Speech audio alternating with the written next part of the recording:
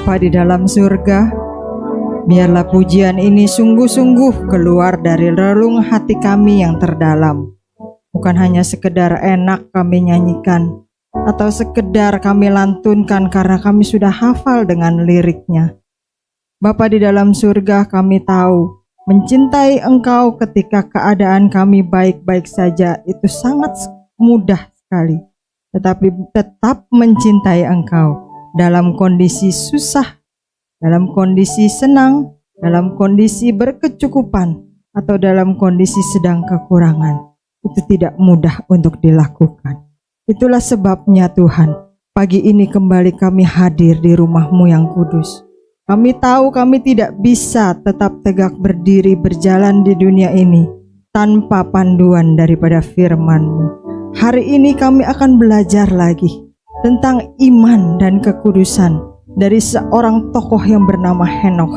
Biarlah Tuhan, apa yang Henokh lakukan di dalam hidupnya bisa juga kami contoh, kami teladani, supaya iman dan kekudusan Henokh juga bisa menjadi milik kami. Dan kami bisa menyanyikan, "Ku mau tetap cinta Yesus dengan hati yang sungguh-sungguh." Mari Roh Kudus, berkaryalah dalam sesi pemberitaan firman-Mu ini. Kami serahkan pikiran kami serahkan hati kami, bahkan kami serahkan ruangan di mana kami beribadah. Hanya di dalam nama Yesus kami berdoa dan bersyukur. Yang percaya bersama kita katakan, amin. Silakan duduk Bapak Ibu Saudara. Shalom. Bapak Ibu yang di lantai 1 atau di lantai 2 ataupun di online, selamat pagi. Senang sekali bisa bertemu lagi dengan Bapak Ibu Saudara di tempat ini. Tidak terasa kita sudah masuk ke bulan Februari. Bagi yang muda-muda, ini bulan yang menyenangkan. Bagi yang belum menikah tapi sudah punya pasangan, sebentar lagi akan Valentinan, katanya begitu ya. Coklat mulai dijual, harganya masih mahal sekarang. Kalau mau murah ngasihnya ntar abis Valentine, harganya udah murah begitu ya. Dikasih gratis malah kadang-kadang.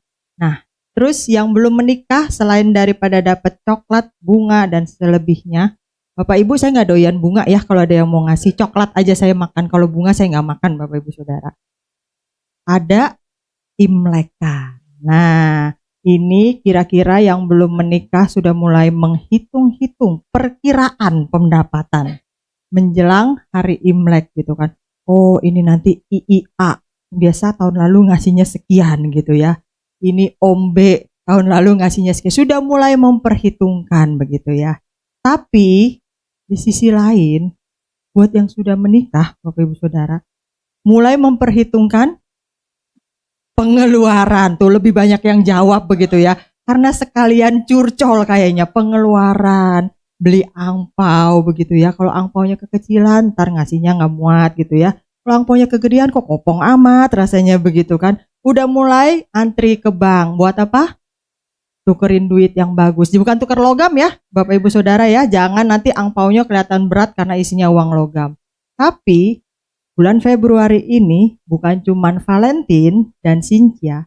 Kita juga akan belajar dari seorang tokoh yang bernama Henokh di minggu pertama ini. Dan tokoh-tokoh iman lainnya di minggu-minggu berikutnya. Kita akan belajar apa di bulan Valentine ini, di bulan Imlek ini? Kita belajar tentang iman dan kekudusan. Nah, Bapak Ibu, kalau kita dengar tentang nama Henokh dalam perjanjian lama, mungkin kita nggak terlalu pengaruh. Henokh siapa sih begitu kan? Tapi sebenarnya di dalam Alkitab kita ada 2 tokoh Henokh yang dituliskan namanya. Kalau Bapak Ibu Saudara buka dari Kejadian 4 ayat 16 sampai ke 18, di sana juga ada nama Henokh, tetapi yang dimaksud di situ adalah Henokh, anak laki-lakinya Kain, yang pergi menjauh dari hadapan Tuhan. Karena nama Henokh yang sebenarnya artinya itu adalah dedikasi, nama Henokh yang sebenarnya artinya adalah prakarsa, guru, itu justru dilakukan atau dijalani dalam kehidupan yang berbeda. Kata orang kan, nama adalah doa begitu ya. Makanya orang tua kasih nama yang bagus-bagus sama anaknya begitu ya. Jarang di sini ada orang tua yang mau kasih nama Yudas buat anaknya. Setelah baca kejadian Yudas mengkhianati Yesus dan sebagainya. Bahkan yang mau dibaptis aja Kalau dikasih nama baptisnya Yudas, ganti dong yang lain, emang gak ada lagi, gak mau Yudas gitu. Karena image-nya seperti itu gitu ya. Nah, Henokh harusnya hidupnya baik, tapi dia justru mengikuti sifat ayahnya, menjauh dari Tuhan. Bukan Henokh yang ini yang akan kita bahas, tapi Henokh yang kedua yang sering dibahas dan kita akan lihat pagi ini. Dalam Kejadian 5 ayat 21 sampai 24. Yuk Bapak Ibu boleh buka. Kejadian 5 ayat 21 sampai yang ke-24. Henokh yang ini yang akan kita jadikan teladan. Saya akan bacakan Kejadian 5 ayat 21 sampai 24. 1, 2, 3 saya bacakan. Setelah Henokh hidup 65 tahun, ia memperanakan Metusalah. Dan Henokh hidup bergaul dengan Allah selama 300 tahun lagi setelah ia memperanakan Metusalah, dan ia memperanakan anak-anak lelaki dan perempuan. Jadi Henokh mencapai umur 365 tahun. Dan Henokh hidup bergaul dengan Allah, lalu ia tidak ada lagi, sebab ia telah diangkat oleh Allah. Bapak Ibu Saudara, sampai di sini, ada berapa tokoh Alkitab yang kita tahu yang tidak mengalami kematian tetapi diangkat oleh Allah? Ada berapa? 2. 1 siapa? 1. Elia. Elia diangkat ke surga dengan apa? Wus? Bukan Bapak Ibu Saudara, bukan kereta wus. Kereta kuda yang berapi. Yang kedua, tokohnya siapa yang tidak mengalami kematian? Iya, Henokh kan baru dibaca, jelas jawabannya Henokh. Baru aja dibaca gitu ya. Jadi ada 2 tokoh yang tidak mengalami kematian. Nah, Henokh ini diangkat ke surga tanpa mengalami kematian secara fisik. Henokh ini lahir dari keturunan Set, beda yang tadi anaknya Kain. Dia menyerahkan diri kepada Tuhan, bahkan hidup bergaul akrab karib dengan Tuhan. Ayah Henokh namanya Yared, kalau Bapak Ibu baca dalam Kejadian 5 ayat yang ke-18. Henokh ini punya anak laki-laki yang bernama Metusalah. Nah, yang suka silsilah Alkitab, Metusalah itu tercatat sebagai apa? Berapa umurnya? 900 sekian deh. 969. Dalam Kejadian 5 ayat ke-18 dijelaskan tentang kelahiran Henokh. Dalam Tawarik 1 ayat 3 dijelaskan tentang silsilahnya Henokh. Dalam Lukas 3 ayat 37 juga disebut lagi nama Henokh untuk meyakinkan orang Yahudi bahwa garis keturunan Yesus Kristus dari Maria adalah benar-benar garis keturunan Abraham. Jadi total hanya 9 kali nama Henokh yang ini nih, yang hidupnya benar disebut di dalam Alkitab. Nah, Bapak Ibu Saudara, di tengah dunia yang makin jahat, makin gelap sekarang ini, setuju ya? Dunia makin jahat, makin gelap gitu ya. Membangun kekudusan hidup kita menjadi lebih perjuangan, menjadi lebih sulit, menjadi tidak mudah, tapi bukan mustahil untuk dikerjakan. Tapi tetap bisa kok dilakukan. Melalui Kejadian 5 ayat 21 sampai 24 yang tadi kita baca. Dan Ibrani 11 ayat 5 sampai 6. Kita akan belajar bagaimana iman dan kekudusan Henokh yang dia bangun bisa kok kita juga lakukan saat ini. Caranya gimana? Yang pertama, hidup bergaul dengan Allah. Kejadian 5 ayat 22. Yuk kita baca lagi sama-sama. Kejadian 5 ayat 22. Kita baca sama-sama. 1, 2, 3.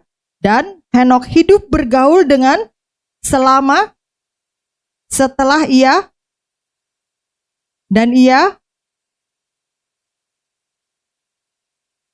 Bapak Ibu Saudara hidup bergaul dengan Allah. Bapak Ibu Saudara berdoa. Bapak Ibu Saudara baca Alkitab. Kenapa ada apresiasi untuk member atau anggota ABA setiap akhir tahun? Karena baca Alkitab sepanjang tahun, setiap hari, tanpa bolong, atau bolong dikit-dikit bolehlah. Itu sangat sulit. Perjuangan. Itu baru 1 tahun. Tapi Henokh hidup bergaul dengan Allah selama 300 tahun. Bukan 300 menit. Bukan 300 hari.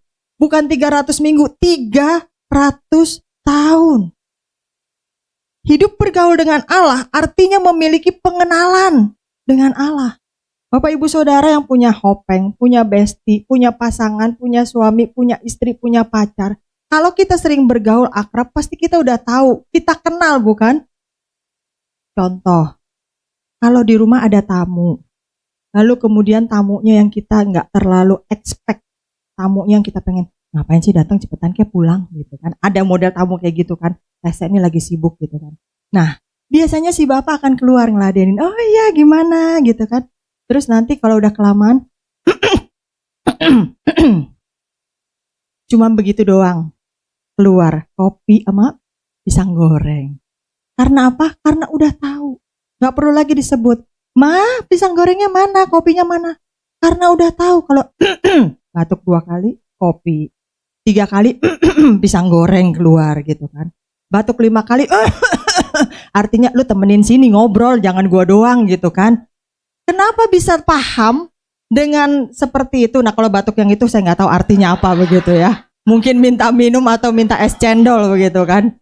Nah, kenapa bisa paham seperti itu? Karena bergaul karib. Kita sekarang udah jarang pakai telepon. Males banget kalau ada telepon, siapa sih itu?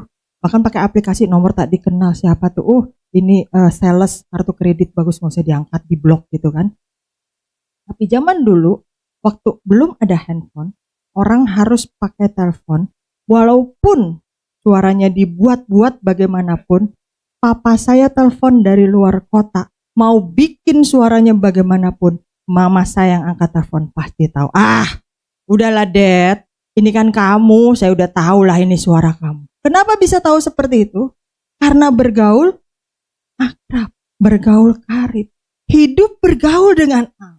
Artinya kita mengenal Allah kita itu siapa. Nggak cuma sekedar hadir tiap minggu manas-manasin kursi gereja. Nggak cuma hadir tiap minggu tepuk tangan nyanyi-nyanyi seolah-olah ini seperti karaoke rohani. Gue udah ibadah pulang happy. Dimana-mana orang nyanyi pasti happy. Nah, tapi pengenalan akan Allah itu harus kita punya supaya dasar kita bertumbuh Bapak Ibu Saudara. Jadi orang Kristen bukan orang Kristen bonsai. Kalau pohon bonsai bagus. Makin pendek, makin banyak cabangnya, bagus, makin mahal. Tapi orang Kristen bonsai enggak ada bagus-bagusnya. Jadi kalau kita jadi orang Kristen, kita tidak hidup bergaul dengan Allah. Kita tidak kenal siapa yang kita sembah, kepada siapa kita berdoa, kepada siapa pujian dan penyembahan kita naikkan, maka kita jadi orang Kristen bonsai. Henokh punya relasi yang dekat dengan Tuhan. Sehingga dia punya pengalaman pribadi dengan Tuhan.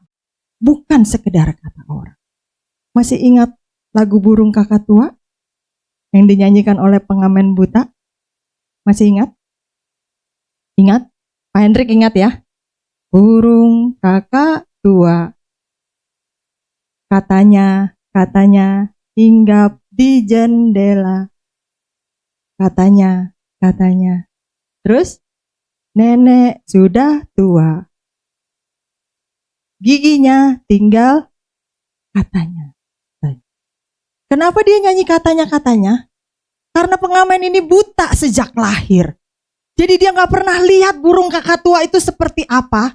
Dia juga gak pernah obok-obok mulut nenek-nenek bener gak giginya emang tinggal 2 atau enggak.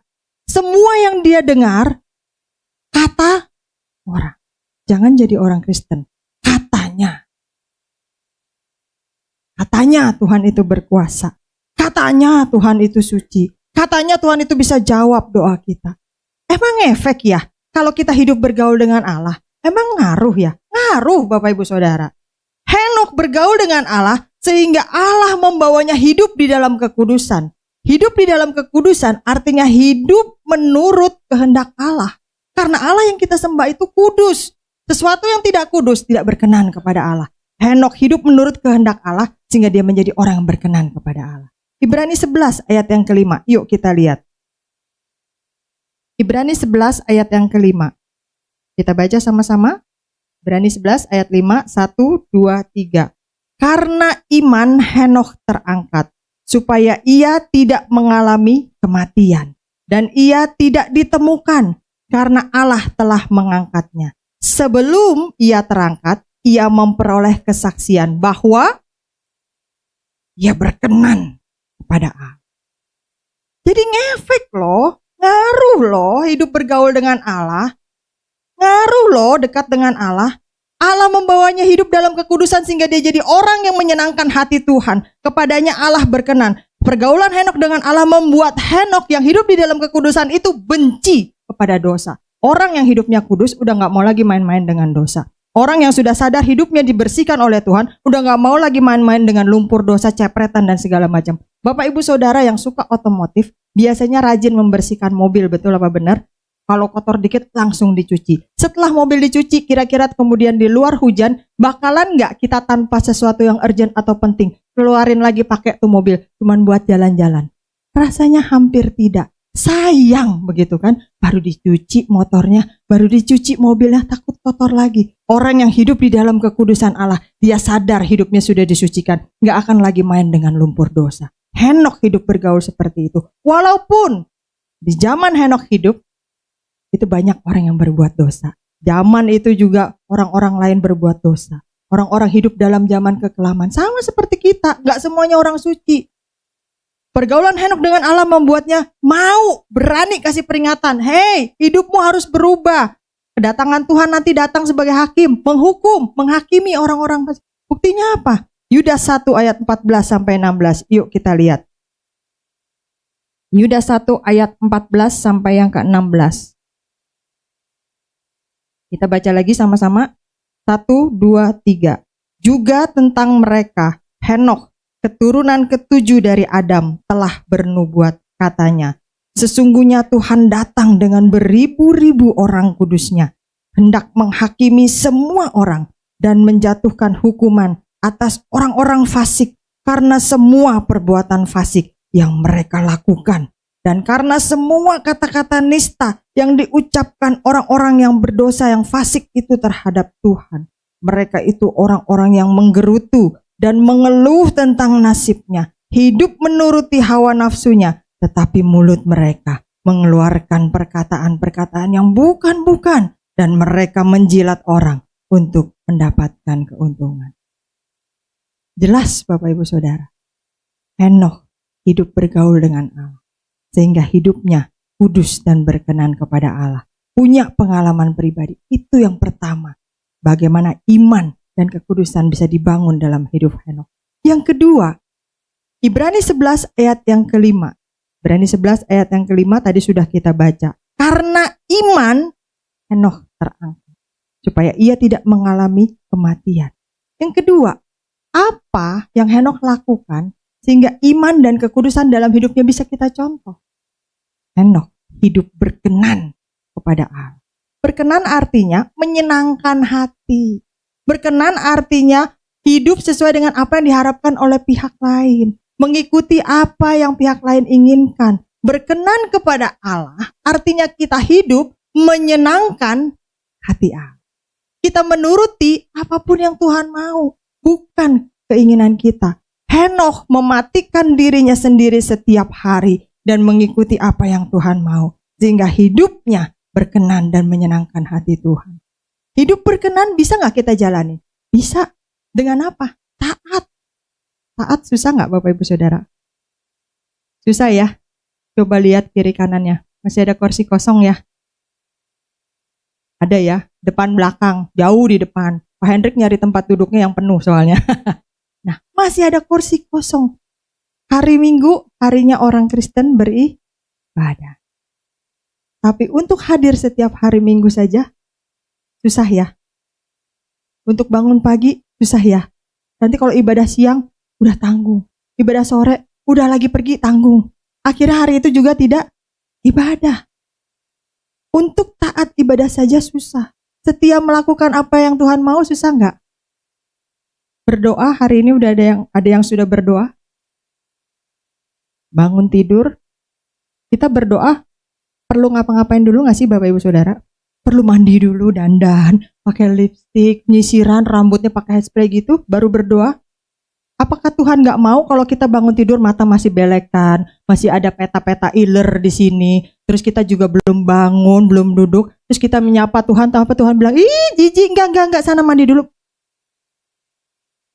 Bangun tidur, melek mata. Boleh nggak berdoa? Boleh ya.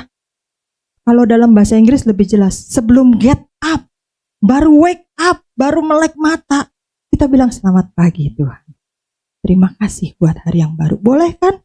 Bangun aja belum badannya? Bisa kan berdoa? Tapi itu aja susah kan? Bangun tidur, handphone mana handphone? Yang dilihat IG, TikTok. Untuk hidup setia dan taat melakukan apa yang Tuhan mau itu susah. Kehendak Tuhan bisa kita temukan dalam firman-Nya. Gimana kita bisa tahu kalau kita nggak baca firman-Nya? Apa yang Tuhan mau kita nggak tahu karena kita nggak baca firman-Nya, surat cinta yang Tuhan kasih buat kita. Semakin kita hidup selaras dengan firman Tuhan, maka kita semakin berada dalam posisi berkenan di hadapan Tuhan. Saya beri contoh, seandainya Tuhan maunya kita lurus dengan garis ini, lalu hidup kita masih miring ke sini, kita nggak tahu kalau kita tidak baca firman.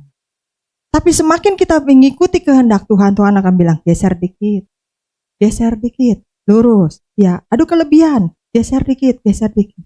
Semakin hidup kita selaras dengan firman Tuhan, hidup kita semakin dalam posisi berkenan di hadapan Tuhan. Pertanyaannya sekarang, bagaimana sih Henokh hidupnya bisa berkenan kepada Tuhan? Kita juga mau, betul?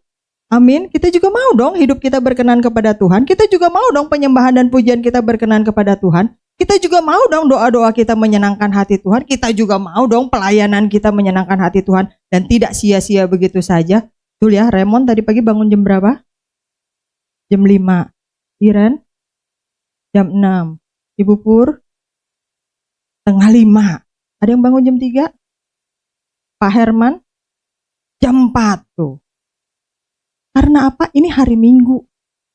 Mereka hari biasa juga kerja. Iren ini kerjanya di BSD, Ibu Saudara. Kerjanya di BSD, tinggalnya di Sunter sini. Raymond juga kerja. Biasanya hari Minggu pengen bangun lebih siang. Kenapa sih gerejanya nggak jam 2 aja gitu kan? Udah sempat ngopi, udah sempat apa segala macam. Tapi hari ini mereka pelayanan. Dan mereka korbankan waktu lebih. Mungkin bangun lebih pagi daripada weekdays ketika mereka harus ke kantor. Setelah melakukan semua pengorbanan itu, tentu kita pingin apa yang kita lakukan itu berkenan dan menyenangkan hati Tuhan. Betul apa benar? Caranya gimana?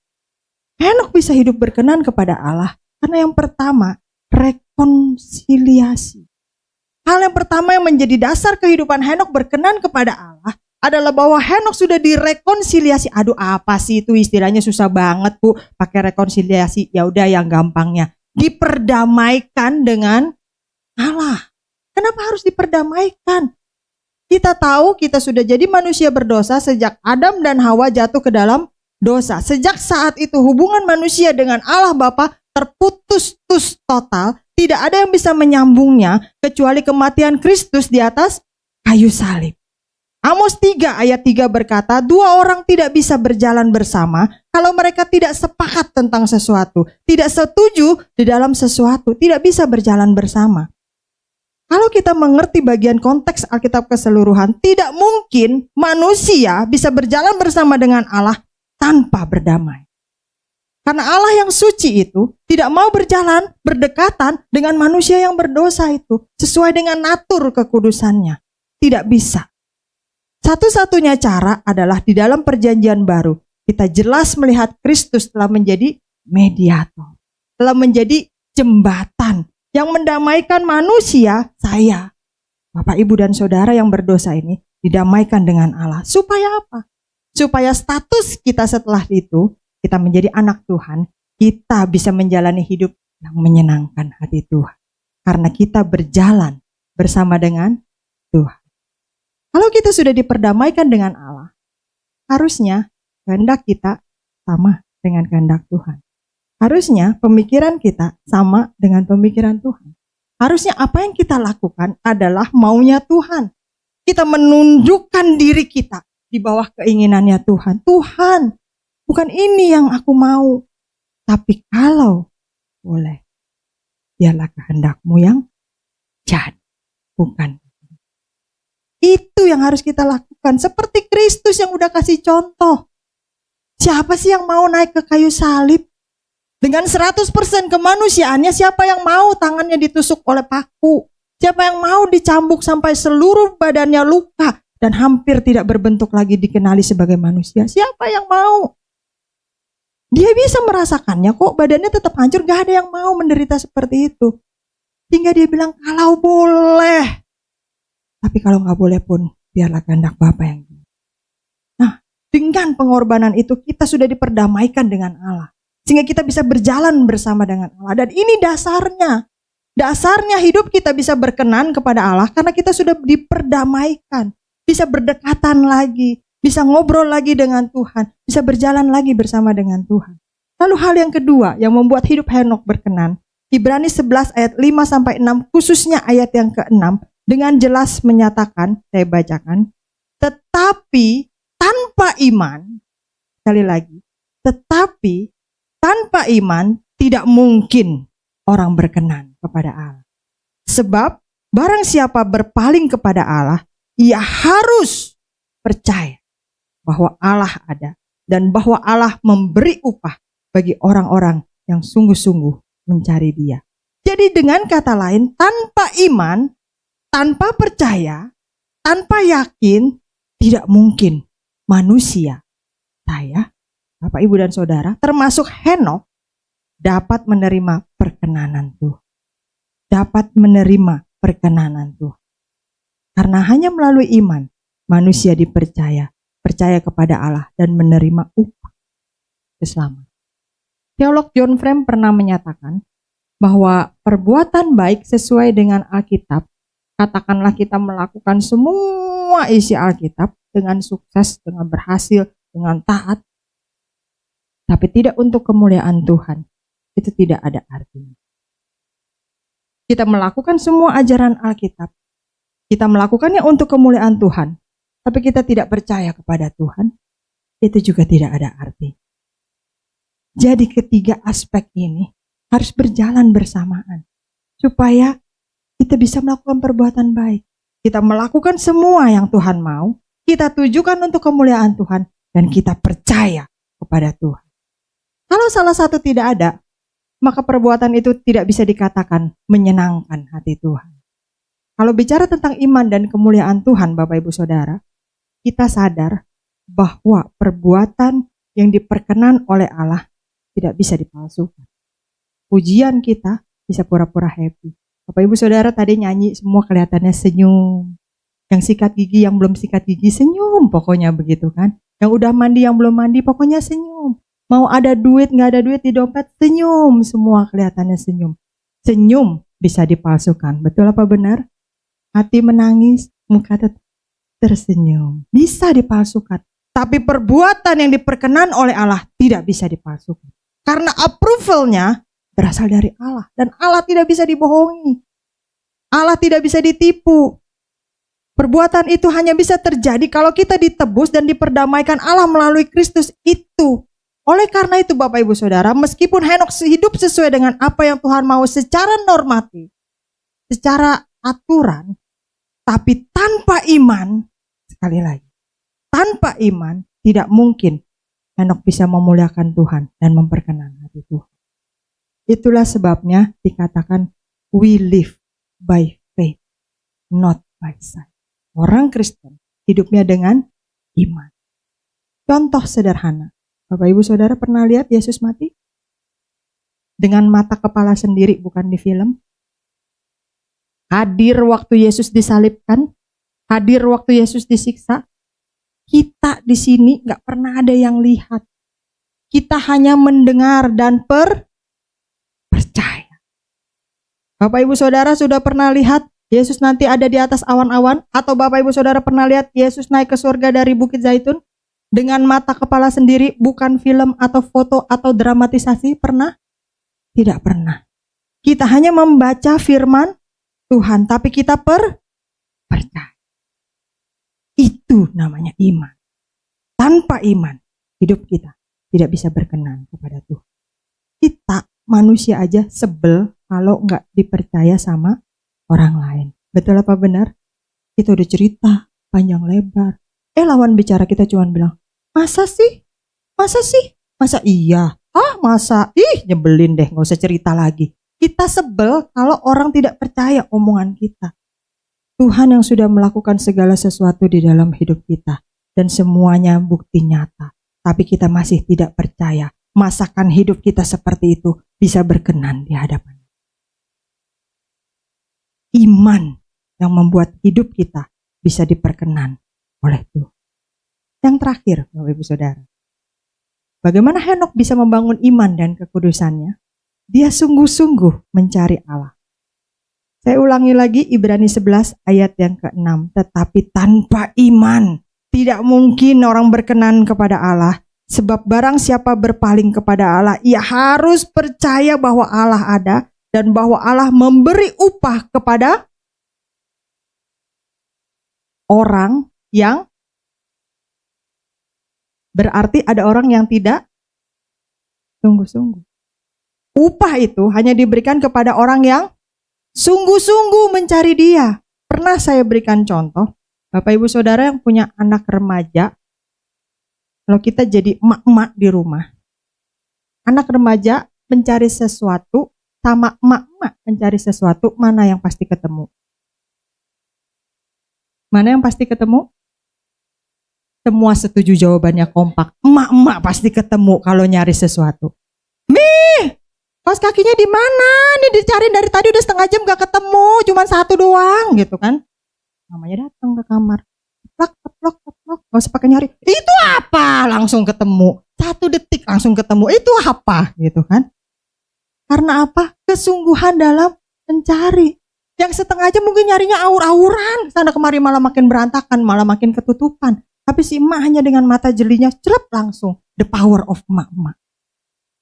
Ketika kita mencari Tuhan, ada banyak orang yang kelakuannya seperti anak remaja tersebut. Di sini nggak ada orang Kristen anak remaja, nggak ada Bapak Ibu Saudara. Kata Pak Anton kan di sini nggak ada. Semuanya baik-baik. Yang ada di gereja di ujung jalan, belok kanan, belok kiri, masuk gang sana. Nggak ada kata Pak Anton ya. Tapi yang lagi di ujung jalan, di ujung sini, masuk lagi ibadah di sini semua katanya begitu. Kalau kita mau jadi orang Kristen, cari Tuhan dengan kesungguhan, emak-emak. Sungguh-sungguh mencari Dia. Henok hidup pada zaman sebelum air bah. Zaman itu zaman yang gelap, zaman yang jahat. Sampai akhirnya Tuhan memutuskan harus mengirimkan air bah memusnahkan seluruh manusia. Karena begitu jahatnya manusia. Tidak ada penyembahan berhala, tapi manusia melupakan Tuhan, manusia mengeluarkan Tuhan dari hidupnya. Humanisme dan materialisme merajalela. Sementara orang hanya berpikir tentang hidup ini, mencari uang, menimbun harta, makan, minum, hidup, dan mengawin-mengawinkan. Henok justru hidup sungguh-sungguh mencari Tuhan. Beda dari yang lain. Berani tampil beda. Kata ulang sungguh-sungguh adalah kata yang paling tepat untuk menunjukkan usaha, effort seseorang untuk mewujudkan apa yang dia inginkan, apa yang dia rindukan, apa yang dia kehendaki, apa yang dia impikan sebisa mungkin. Berusaha sampai mentok-tok sekuat tenaga. Semua upaya dia kerahkan untuk mencapai apa yang dia mau. Sekalipun capek, sekalipun lelah, sekalipun banyak pengorbanan yang harus dialami. Kalau bicara tentang pengorbanan, gampangnya aja Bapak Ibu Saudara. Yang lagi duduk sama pasangannya suami istri, boleh dilihat sebelahnya. Masih ingat dulu jatuh cinta? Nah, Ibu Lumin udah pelototin sebelahnya begitu ya. Masih ingat ya, dulu waktu jatuh cinta ya. Aku sungguh-sungguh mencintaimu. Pihak perempuan pengen lihat nggak buktinya? Pengen dong ya.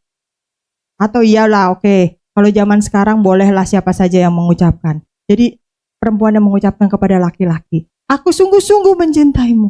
Pengen lihat dong buktinya ya. Walaupun jauh, walaupun lelah, walaupun capek, walaupun banyak nyamuk, tetap pergi jemput. Mau hujan, badai, mau banjir, tetap pergi jemput. Itu arti sungguh-sungguh mencintai. Kalau kita sungguh-sungguh mencari Tuhan, kita pasti menemukan Dia.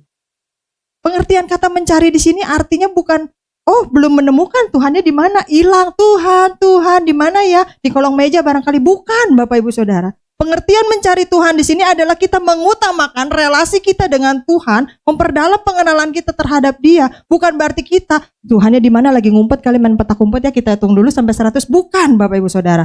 tetapi kita mengutamakan, memprioritaskan Tuhan di atas segala segi kehidupan kita. Mencari Tuhan menunjukkan kita aktif loh. Kita bergerak loh. Kita juga niat loh mau ketemu sama Tuhan, bukan cuma pasif, diem aja. Ya kalau Tuhan datang, tunjukkanlah, beri aku pencerahan, kita diem-diem baik. Enggak, Bapak Ibu Saudara. Mencari Tuhan, kita menunjukkan keaktifan kita, keinginan kita, kerinduan kita, bahwa cinta Tuhan kepada kita itu toh tidak bertepuk sebelah tangan. Kita juga cinta sama Dia. Sehingga kita juga bergerak mencari Dia. Kita juga bergerak untuk mengenal Dia. Mencari Tuhan, memprioritaskan Tuhan di atas segala kehidupan kita, mendengarkan suara. Begitu kan? Kalau kita cinta sama orang yang kita sayang lagi ngomong, kita dengerin. Mengikuti kehendak Tuhan, apa yang Dia mau kita ikuti. Menerima tuntunannya, Tuhan suruh belok kanan, belok kiri, jalan, stop, lari, berhenti, berdoa. Kita ikutin semua keinginannya. Dan bersedia ditegur oleh Tuhan, supaya hidup kita menjadi lebih baik. Mencari Tuhan bukan sekedar, oh ya kalau saya nanti ketemu Tuhan, berarti jawaban-jawaban atas pertanyaan kehidupan saya pasti Tuhan bisa jawab. Berdialog dengan Tuhan, bukan. Tapi itu mempererat relasi kita semakin mengenal Tuhan. Henokh menunjukkan dedikasinya. Henokh menunjukkan fokusnya, menunjukkan keseriusannya dalam mencari Tuhan. Dengan apa? Menempatkan Tuhan sebagai fokus dan pusat yang utama dalam segala segi kehidupan.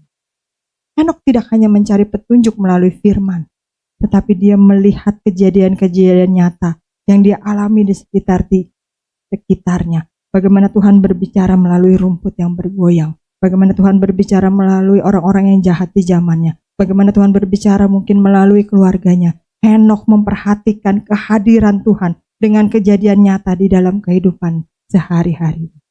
Dan Henokh bersedia diajar dan ditegur oleh Tuhan. Menunjukkan dia rendah hati. Menunjukkan dia serius. Tuhan, aku ini gak ada apa-apanya. Bentuk aku, proses aku. Sehingga apa? Hidupnya sungguh-sungguh mencari Allah. Dia tunjukkan, dia buktikan. Bukan sekedar omdo, lip service, NATO, no action talk only. Tapi dia buktikan atas sungguh-sungguh mencari Tuhan. Nah, Bapak Ibu Saudara, melalui kehidupan Henokh hari ini, bagaimana dia membangun iman dan kekudusannya, kita semua dimotivasi, diingatkan, didorong untuk hidup bergaul dengan Allah melalui doa, merenungkan firman Tuhan secara pribadi, dan tulus dalam melayani Tuhan. Kita didorong untuk hidup berkenan kepada Allah dengan kesetiaan dan kasih, serta hidup sungguh-sungguh mencari Allah untuk memperdalam pengenalan akan Dia. Pagi ini Bapak Ibu Saudara, semoga kita bisa meneladani iman dan kekudusan yang Henokh bangun di dalam hidupnya. Membangun pondasi kekudusan yang kokoh dan menjadi terang di tengah dunia yang semakin gelap ini. Amin Bapak Ibu Saudara. Mari kita berdoa. Bapa di dalam surga, terima kasih untuk pagi ini. Kami kembali diingatkan bahwa dunia yang kami tempati ini, dunia yang kami tinggali ini tidak akan menjadi lebih baik. Tetapi kami harus bisa tetap menjadi saksi-Mu. Kami harus tetap bisa menjadi garam dan terang. Kami harus tetap bisa mempertahankan standar hidup kekudusan kami, standar iman kami Tuhan. Karena kami memang tidak pernah melihat kehadiran-Mu secara mata. Kami tidak pernah melihat Engkau di kayu salib secara mata langsung. Tetapi dengan iman kami percaya bahwa Tuhan Yesus Kristus adalah Tuhan dan Juru Selamat satu-satunya, yang menjadi jembatan antara manusia yang berdosa, yaitu kami dengan Allah Bapa yang kudus. Terima kasih Tuhan, biarlah iman kami bisa terus kami bangun, terus bertumbuh semakin mengenal Engkau. Biarlah kekudusan kami bisa terus kami bangun dan kami pertahankan walaupun dunia semakin gelap. Terima kasih Tuhan, Engkau memberikan Roh Kudus yang tinggal di dalam hati setiap kami, yang terus memampukan kami untuk melakukan firman Tuhan. Terima kasih Bapa, dalam nama Yesus kami berdoa dan bersyukur. Amin.